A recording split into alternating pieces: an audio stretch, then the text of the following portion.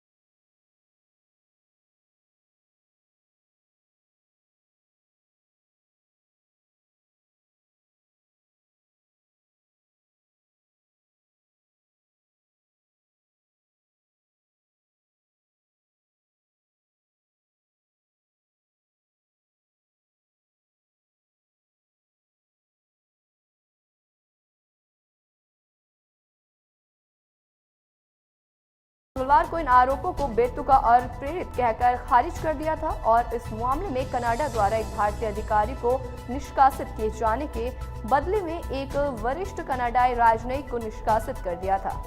भारत ने बुधवार को और कड़ा रुख अपनाते हुए कनाडा में बढ़ती भारत विरोधी गतिविधियों और राजनीतिक रूप से समर्थित घृणा अपराधों और आपराधिक हिंसा को देखते हुए वहां रह रहे अपने नागरिकों और वहां की यात्रा का विचार कर रहे अपने नागरिकों का अत्यधिक सावधानी बरतने का परामर्श जारी किया है। केंद्र सरकार द्वारा बुलाए गए विशेष सत्र का आज चौथा दिन है। राज्यसभा में महिला आरक्षण बिल 2023 पर चर्चा जारी है।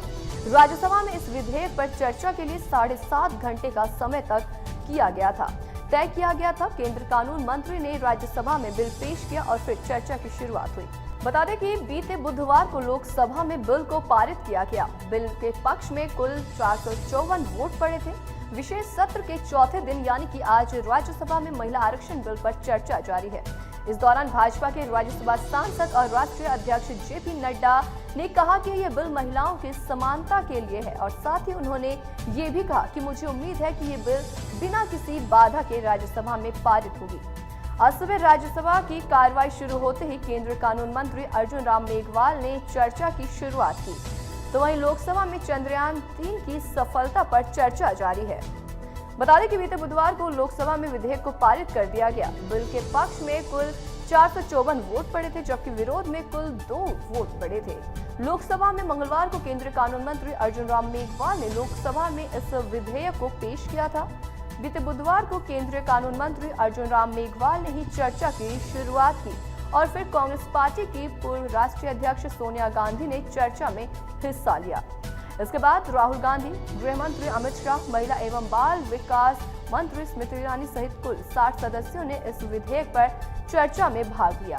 इनमें 27 महिला सदस्य शामिल थे। धमकियों के कारण कनाडा में भारतीय उच्चायोग ठीक से काम नहीं कर रहा है और यही कारण है कि भारत ने कनाडा के लोगों के वीजा आवेदन प्रक्रिया रोक दी है। विदेश मंत्रालय के प्रवक्ता अरिंदम बागची ने गुरुवार को ये जानकारी दी। कनाडा में वीजा सेवाओं की मौजूदा स्थिति पर उन्होंने कहा, अब कनाडा में हमारे उच्चायोग और वाणिज्य दूतावासों द्वारा सामना किए जा रहे सुरक्षा खतरों से अवगत है। इससे उनका सामान्य कामकाज बाधित हो गया है। हमारे उच्चायोग और वाणिज्य दूतावास अस्थायी रूप से वीजा आवेदनों पर काम करने में असमर्थ है। हम नियमित आधार पर स्थिति की समीक्षा करेंगे। कनाडा की तरफ से लगाए गए आरोपों को निराधार बताते हुए बागची ने कहा, यहाँ मुझे लगता है कि कुछ हद तक पूर्वाग्रह है। उन्होंने आरोप लगाया है और उस पर कार्रवाई की है। हमें ऐसा लगता है कि कनाडा सरकार के ये आरोप मुख्य रूप से राजनीति से प्रेरित है। उन्होंने आगे कहा, कनाडा की धरती पर जो होता है उसे व्यक्तिगत मामलों में हमने बहुत खास सबूत दिए हैं, लेकिन कोई कार्रवाई नहीं की गई है। कनाडा के साथ राजनयिक विवाद पर क्या नई दिल्ली में अपने प्रमुख सहयोगियों को अपने दृष्टिकोण से अवगत करा दिया है। इस पर विदेश मंत्रालय ने कहा, भारत ने अपना रुख बता दिया है। इसके साथ ही उन्होंने कहा कि G20 शिखर सम्मेलन के दौरान बातचीत में प्रधानमंत्री नरेंद्र मोदी ने कनाडा पीएम जस्टिन ट्रूडो के आरोपों को खारिज किया था। विदेश मंत्रालय ने अपने बयान में कहा कि राजनयिकों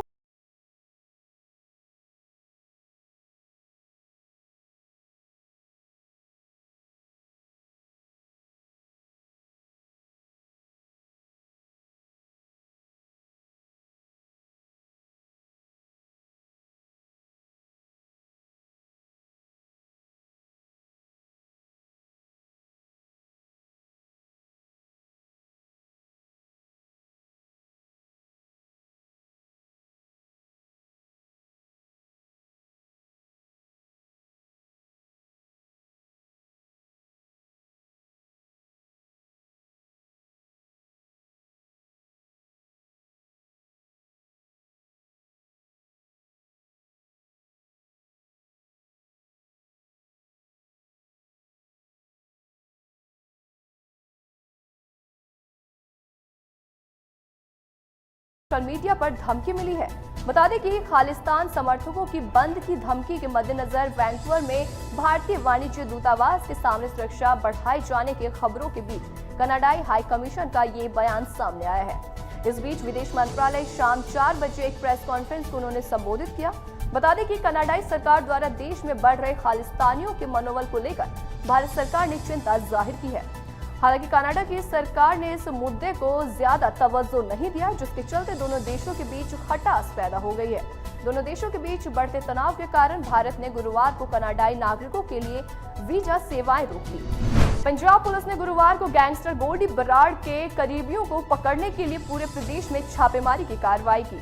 मोगा, फिरोजपुर, तरन और अमृतसर ग्रामीण में पुलिस कार्रवाई की है। मुक्तसर में गैंगस्टर गोल्डी बराड़ के रिश्तेदारों और नजदीकियों के घर में पुलिस ने छापेमारी की कार्रवाई की।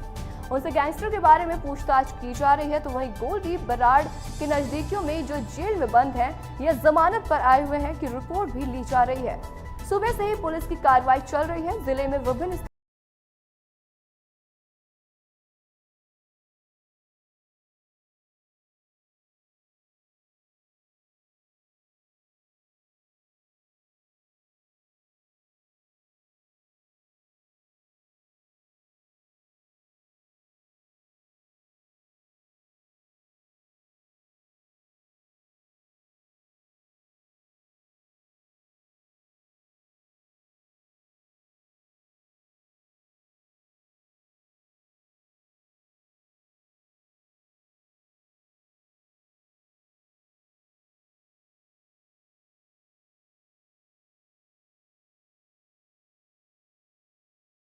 ने कहा कि गोल्डी बराड़ के खिलाफ हम काम कर रहे हैं और उसके 1000 से अधिक स्थानों पर छापेमारी की जा रही है। सभी वरिष्ठ अधिकारी इसको देख रहे हैं। शुक्ला ने कहा कि सूचीबद्ध गैंगस्टरों के खिलाफ कानूनी प्रक्रियाएं चल रही हैं। पंजाबी गायक सिद्धू मूसेवाला की हत्या का आरोपी बराड़ कनाडा में छिपा हुआ है। बराड़ लॉरेंस बिश्नोई गिरोह का है और उसके खिलाफ हत्या के प्रयास और हथियारों की तस्करी जैसे लगभग 13 मामले दर्ज हैं। उसके खिलाफ इंटरपोल रेड कॉर्नर नोटिस है और वो भारत और कनाडा दोनों में कानून प्रवर्तन अधिकारियों द्वारा वांछित है।